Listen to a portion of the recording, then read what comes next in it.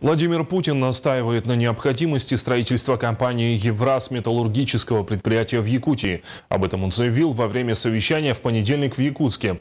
Напомним, ранее этот проект был признан компанией инвестиционно непривлекательным. С подробностями Туяра Филиппова. Проект «Тимир» предусматривает в целом разработку 4 месторождений на юге Якутии, строительство 2 ГОКов и металлургического комбината. Ранее «Евраз» и «Алроса» уже заявляли о намерении отказаться от строительства в рамках проекта сталелитейного производства. Глава страны напомнил, что строительство металлургического комбината входит в лицензию и взятые обязательства надо выполнять. Мы готовы еще раз сделать ТЭО более подробно или, может быть, обновленно на сегодняшний день. Но в целом мы еще раз это посмотрим, еще раз доложим результаты правительству.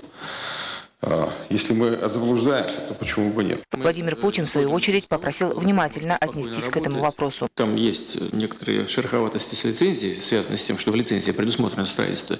Никто вас не будет там ограничивать в вашей сегодняшней работе, и никаких угроз нет и не будет. Хочу, чтобы вы об этом услышали.